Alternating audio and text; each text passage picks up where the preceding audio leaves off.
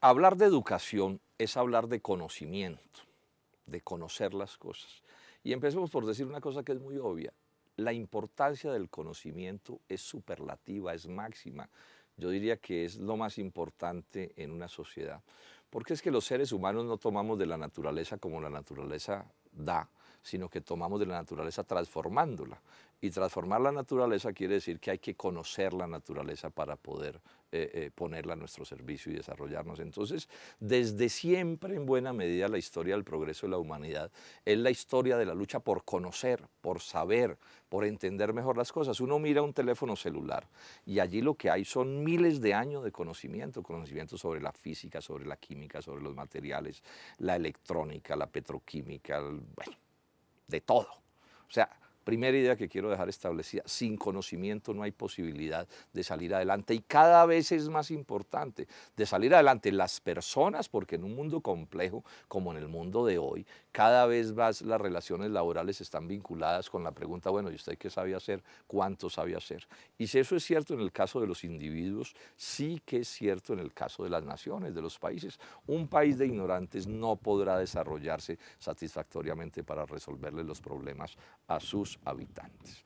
Entonces, desde hace mucho rato, desde los orígenes del capitalismo, quedó claro que el conocimiento debe ser un conocimiento universal, o sea, que cubra a todos los habitantes de un país. Antes del capitalismo y de la revolución científico-técnica, pues los conocimientos eran escasos, ¿no? Entonces, no sé, el hijo de un campesino le enseñaban a que se hacía un roto con un palito en la tierra, echaba una semilla, ahí seguramente le salía una mata. Con la revolución científico-técnica las cosas se volvieron más complejas y entonces se necesitan conocimientos que deben tener dos calidades. Primero, ese conocimiento debe ser universal, o sea, debe cubrir a toda la sociedad. En el medioevo no sabían leer y escribir ni los reyes, pero no importaba mucho porque con los curas que sabían hacerlo era suficiente. Pero además debe ser conocimiento de alta calidad, porque si el conocimiento no es de alta calidad es una estafa.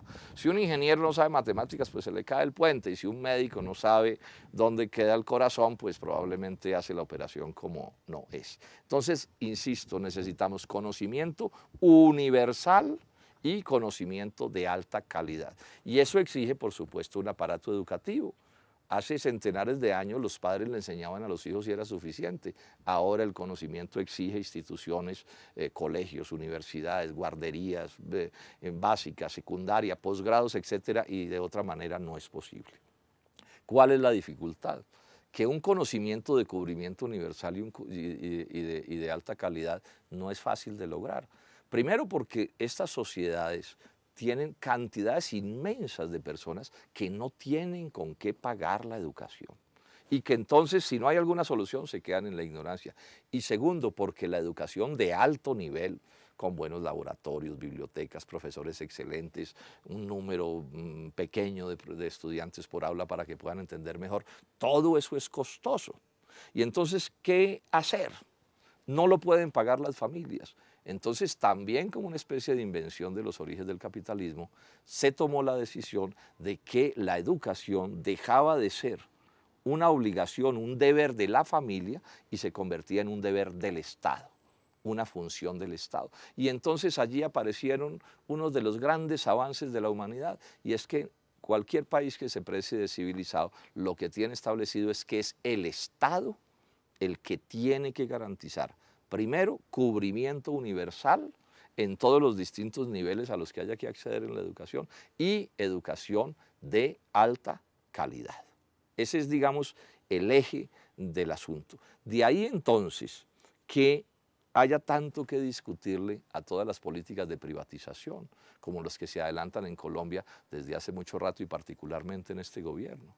Cuando nos oponemos a la privatización de la educación y defendemos la educación pública, universal, gratuita y pagada por el Estado, no es por un prurito estatista, no es que le tengamos bronca, digamos, a los negocios privados, no, es que para que sea universal y de alta calidad, si no la paga el Estado, el asunto no se puede. ¿Cuáles son las debilidades, los obstáculos de la privatización de la educación? Primero, si se privatiza toda la educación, millones se quedan por fuera.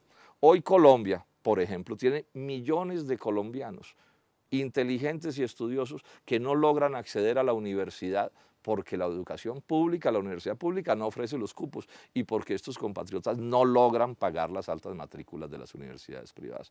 En segundo término, quienes tienen que estudiar, y me refiero al pueblo que es casi todo, en las universidades privadas sufren dos problemas. De una parte, son años de sufrimientos para las familias que tienen que dejar de comer, de pagar sus medicinas, etcétera, para pagarle la educación al hijo.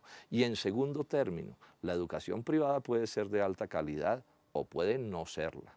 Para que sea de alta calidad, uno de sus requisitos es que tenga matrículas muy altas para poder pagar profesores de excelencia, laboratorios, investigaciones, bibliotecas, equipos de electrónica, etcétera, etcétera. Y en un país de pobres como Colombia, pues eso es excepcional. E ilustro el punto, la universidad privada más cara de Colombia puede estar en 10 millones de pesos el semestre de matrícula. ¿Cuántos colombianos pueden acceder allí?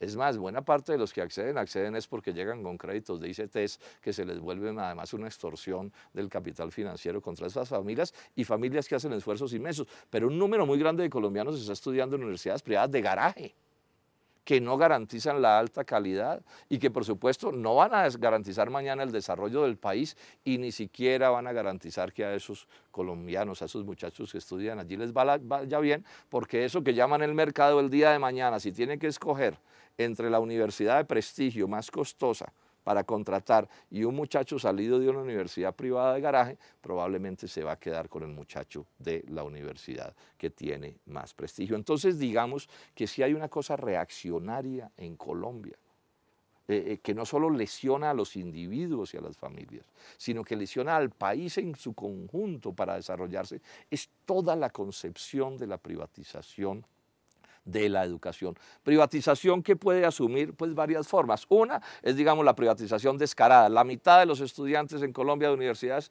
están en universidades privadas. Y mucho colegio está también en colegios privados. Los colegios privados de los barrios populares son realmente, funcionan en unas condiciones terribles. No es que el rector sea mala persona, ni le tenga bronca a los jóvenes, ni nada, sino que son las realidades que les están imponiendo. Y en el caso de la educación pública, en la medida en que el Estado la financia cada vez más mal, se va deteriorando la calidad de la educación pública, porque defendemos la educación pública no simplemente porque sea del Estado, sino porque se supone que si es del Estado es gratuita y porque se supone que si es del Estado, el Estado la financia bien y tenemos una educación de excelencia. Si esas cosas se pierden, pues empieza a perderse la naturaleza valiosa que le concedemos a la educación pública. De ahí que sea tan progresista, tan democrático, tan revolucionario en el excelente sentido de esa palabra, la defensa de la educación pública como un derecho de los ciudadanos. Estamos hablando, entonces, en resumen, de educación que debe ser universal, o sea, para todos, desde el preescolar, básica, media, universidad, pregrado, posgrados, etc. Segundo, debe ser gratuita y pagada por el Estado. Y tercero, debe ser de altísima calidad. ¿Por qué eso no sucede en Colombia? Digámoslo muy brevemente, no sucede en Colombia porque quienes gobiernan este país no tienen un proyecto de desarrollo, porque se han sometido a los intereses extranjeros, al libre comercio. El libre comercio destruye el aparato productivo nacional. Entonces aquí, en vez de producir lo que podríamos producir, lo estamos importando y al país lo están especializando en la producción de materias primas agrícolas y mineras, economía de pacotilla que necesita una educación de pacotilla. Si el país no se va a desarrollar en los elementos de producción compleja, sino en materias primas agrícolas y mineras, no necesita una educación de alta calidad. Para las élites, para quienes mangonean en Colombia, pues están las universidades de prestigio colombianas o están desde el principio las buenas universidades de Estados Unidos y de Europa, en donde a ellos pueden pagar esa educación. Pero con esa lógica se destruye a Colombia, se hace imposible que este país pueda resolver todos los problemas que puede resolver. Alguien me dirá, no, senador Robledo, eso no se puede. Sí que se puede, si algo hay, si de algo hay ejemplos en el mundo, es de países como Francia, para mencionar un solo caso, donde toda la educación hay cubrimiento universal, es educación gratuita y es pagada por el Estado y es de altísima calidad. Lo que no se puede es porque quienes gobiernan no se les antoja, porque ellos están decididos es a gobernar mal. Si cambiamos la manera de gobernar a Colombia, cambiaremos también el tipo de educación que puede recibirse.